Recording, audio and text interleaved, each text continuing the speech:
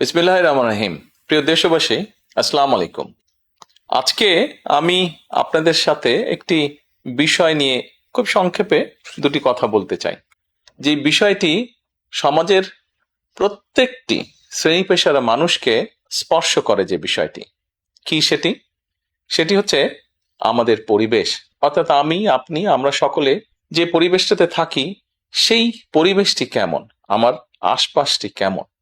আপনারা নিশ্চয়ই অধিকাংশ ক্ষেত্রে খেয়াল করে দেখেছেন, আমরা ঢাকা শহরের যে কোনো রাস্তাঘাটই হোক, যে কোনো এলাকাই হোক, যে কোনো জেলা শহরের এলাকাই হোক, রাস্তাঘাট হোক, এমনকি উপজেলা পর্যায়েও ক্ষেত্র বিশেষে বিভিন্ন গ্রামগঞ্জেও আমরা দেখেছি যে যেখানে বাজার ঘাট বা রাস্তা চলাচলে বেশি, সেই জায়গাগুলোতে চারিদিকে একটা জিনিস খুব পরিষ্কারভাবে চোখে পড়ে, যেটি আমরা যখন ছোট ছিলাম, আজকে থেকে 40 বছর আগে, 30 বছর আগে দৃশ্যটা এমন ছিল না, কিন্তু বর্তমানে দৃশ্যটা এইরকম। সেটা কেমন?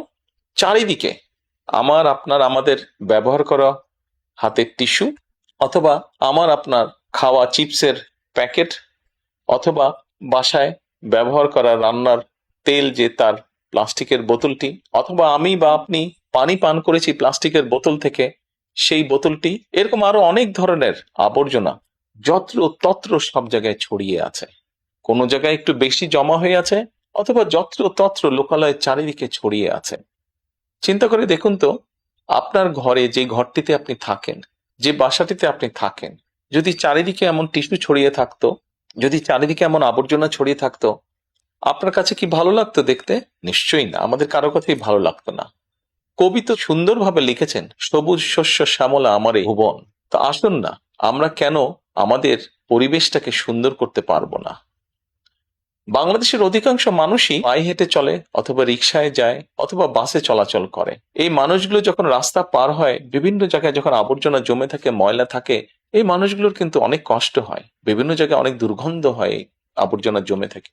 তবে আমরা যদি সকলে মিলে একটু সচেতন হই, আমরা যদি নিজেরা সচেতন হই, যত্রতত্র যদি আমাদের ব্যবহারকৃত আবর্জনাগুলো যদি যত্রতত্র আমরা না ফেলে দিই, আমরা যদি একটি নির্দিষ্ট জায়গায় এই আবর্জনাকে জমা করি এবং নির্দিষ্ট উপায়ে যদি এটাকে পরে ধ্বংস করি, তাহলে যেমন আমাদের পরিবেশটি ভালো থাকবে, ঠিক একইভাবে আমরা আমাদের পরিবেশটাকে সুন্দরভাবে রাখতে পারবো। দেখুন, অনেক জায়গায় আমি দেখেছি, গত কয়েক মাসে যখন আমি দেশের বিভিন্ন জায়গায় গিয়েছি, হয়তো কোনো একটি পুকুরের পাশ দিয়ে যাচ্ছি, দেখেছি পুকুরের ভিতরে বিভিন্ন রকম ময়লা স্তূপ হয়ে পড়ে আছে, অথবা পুকুর পাড়ে বিভিন্ন ময়লা স্তূপ হয়ে পড়ে আছে। অথচ একসময় কিন্তু এই পুকুর পাড়ে মানুষ বিকেলে বসতো, গল্প করত পরিবার পরিজন নিয়ে, কিন্তু এখন আবর্জনার জন্য সেটি সম্ভব হয় না। ঢাকা শহরেও বিভিন্ন পার্ক আছে, বিভিন্ন জেলা শহরেও বিভিন্ন পার্ক আছে। আমরা পার্কগুলোতে যাচ্ছি বিকেল বেলায় পরিবার পরিজনকে সাথে নিয়ে, কিন্তু গিয়ে যখন আমরা চিনেবাদাম খাচ্ছি, অথবা চিপস খাচ্ছি, অথবা বাচ্চারা লজেন্স খাচ্ছে, খেয়েই আমরা জিনিসটা সেখানে ফেলে দিচ্ছি। আমরা যখন যাই তখন হয়তো যারা পরিচ্ছন্ন কর্মী তারা হয়তো পরিষ্কার করে রাখছে, কিন্তু আমরা যখন বেরিয়ে আসছি তখন আর সেটি আগের মতন পরিষ্কার থাকছে না। কিন্তু যদি যে পরিষ্কার থাকতো, আপনি যদি পরিষ্কার করে রেখে আসেন, আপনার পরবর্তীতে যে যাবে সেও সেই পরিচ্ছন্নতা, সুন্দর পরিবেশটি উপভোগ করতে পারবে। কাজে আসুন না, আমরা যদি আজকে থেকে প্রত্যেকে সচেতন হই, আমাদের হাতের আবর্জনা বা ব্যবহৃত আবর্জনা যদি নির্দিষ্ট জায়গায় সুন্দরভাবে আমরা গুছিয়ে ফেলি, তাহলে ধীরে ধীরে হয়তো আমরা আমাদের এই বাংলাদেশটাকে আবর্জনা মুক্ত করতে পারবো, সুন্দর একটি পরিবেশ গড়ে তুলতে পারবো। দেশটা তো আমাদের সকলের। আমরা সকলে মিলে যদি চেষ্টা করি, সকলে মিলে যদি একটু একটু করে করি, তাহলে আমরা বড় কিছু করতে সক্ষম হব। প্রিয় দেশবাসী, আপনাদের কাছে আজকে এই সহযোগিতাটা আমি চাইছি। আমরা সকলে মিলে আসুন, চেষ্টা করি আমাদের দেশটিকে পরিষ্কার সুন্দর রাখতে। আমরা সকলে মিলে চেষ্টা করি আমাদের পরিবেশটিকে সুন্দর পরিষ্কার রাখতে, যা নিশ্চিত করবে আমাদের আগামী দিনের বংশধরদের জন্য একটি সুস্থ দেশ, সুস্থ পরিবেশ।